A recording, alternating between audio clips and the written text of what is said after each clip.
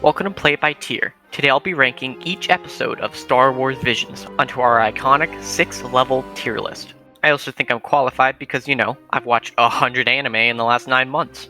There will be spoilers for those who have not watched Star Wars Visions, and I have watched the entire series in dub, but for some clips I have switched over to the sub just to see what it sounds like. So the first episode was The Duel, which was made by Kamikaze Doga, which are kind of known as the guys who made the JoJo openings and Ninja Batman. I really like this episode. I think this is a fan favorite of anybody's. It has amazing styles of animation that used CGI most of the time, but kind of hit it pretty well by using a hand-drawn black and white look straight from 1950s Japanese action movies. And I also think the protagonist of this episode was just the coolest character ever. Although we didn't get much of a backstory for him, we do understand that yes, he's been hunting Sith as a Sith himself, and he has at the end he has a collection of kyber crystals. And the scene where he walks through the gunfire was really cool. It kind of reminded me of Rogue One. The camera work in this episode was really cool because of the use of CGI.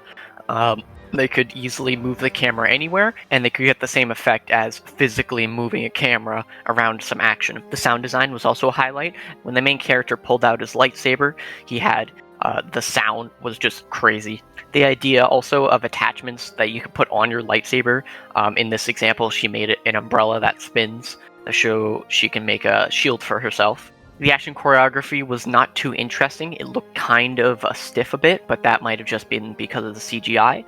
But it did have one of the coolest kills in Star Wars with the Umbrella Saber. And then, for some reason, they kind of just killed off the villain in some uninteresting way, although it was just a trick. That was kind of boring. So that's why I'm going to put The Duel in S tier. Second episode was Tatooine Rhapsody. The idea of a runaway Jedi is a little bit confusing.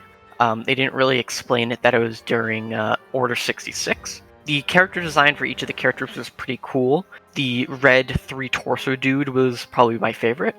And the idea of Jabba having an emo family member is pretty funny. The middle part attempted to be emotional because they took away a team member, but I had no connection to the characters. The musical concert at the end was catchy, but only after the chorus. The first part of the dub sounds awkward and directly translated, and the Japanese version sounds a lot better. And it wasn't that special of a song either. That's why I'm going to put Tatooine Rhapsody at D tier. The third episode is The Twins by Trigger, who made Darling in the Franxx and Kill la Kill. It felt very Trigger. The art style was very colorful and high quality, crisp animation. Exactly what Trigger is known for. The sub was way better because the voice actors for the dub, for some reason, especially the female twin, were not that great. Only because it felt directly translated from Japanese. The script that they wrote for the dub didn't feel like what they were working at. The ideas they brought to the table for this episode were kind of amazing.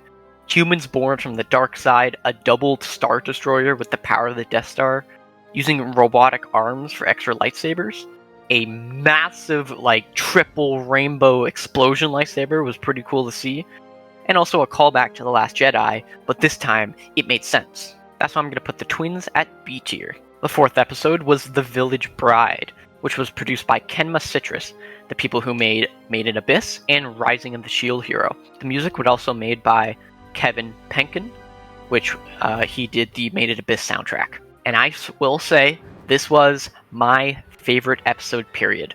The music was amazing, and it really communicated the connection that the villagers have with the planet they live on and the culture that they've already built. An interesting perspective on the Force was introduced, as in not everyone would believe it to be called the Force, but it's implied that on this planet, the people believe the Force would be called the Majina. As we follow this new Padawan character, we get some amazing Star Wars accurate lore with the Padawan eventually cutting the braid off of her hair and to become a Jedi, and removing her mask to represent her own path. The music again elevates the main action scene and the climax. The animation with the lightsaber revealing itself to be more of a blade with the addition of the blade in the eyes of the Jedi.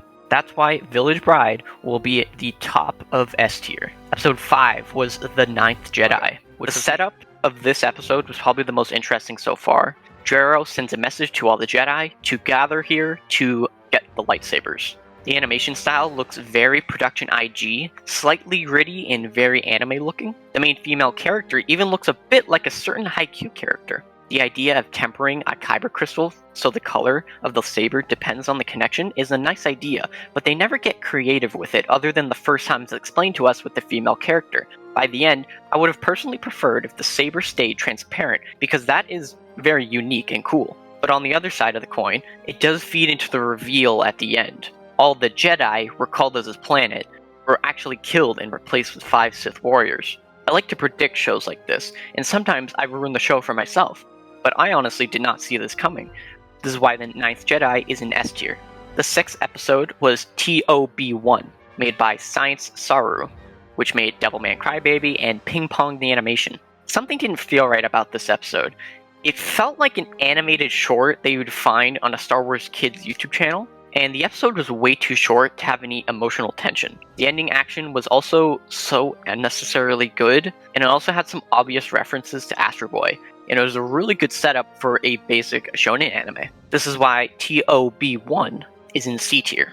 The 7th episode was The Elder, which was also made by Trigger.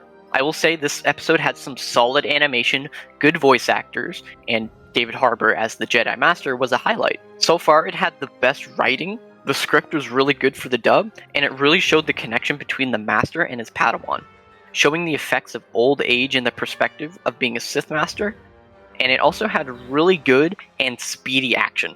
My question is, towards the end, when the Elder Sith Warrior strikes down the Padawan, I'm just questioning how he did not die. I think this scene really plays with my emotions because lightsabers are known for going through body parts, but the fact that at the end of the episode, the Padawan kind of just gets up without anything happening to him is kind of crazy to me. If the Padawan would have died in that scene, I feel like it would have made a more emotional toll on the viewer, and then the Master would have defeated old Sith, but at what cost? This is why the Elder will be placed in B tier. The 8th episode is Lop and Ocho by Geno Studios. This episode had amazing animation, and it was a great base for a story. It had amazing examples of family disagreement and allows the viewer to pick a side on the issue. Due to dramatic irony, we know that the Republic is bad, and also the theme of family connection doesn't always mean blood relation. Throughout the final fight, you can really feel the emotion of jealousy and regret between the two sisters. This is why Lop and Ocho will be in A tier. And here we come to the final episode, Akakiri, by Science Saru. This episode was the most forgetful about all of the 9. I don't remember a single detail from the entire episode other than the main, I think he was a Jedi, kept getting flashbacks to either him killing something or something killing him. I barely remember. It could have been because I binged the last half of the series. Yeah, Akakiri was just kind of boring to me, honestly. So that's why it'll go into F tier. Overall, I believe that Star Wars Visions gets a solid 7.5, so that means we would probably place it in around B tier. Overall, it seems really good, but then you have some really good parts and really bad parts. If you enjoyed the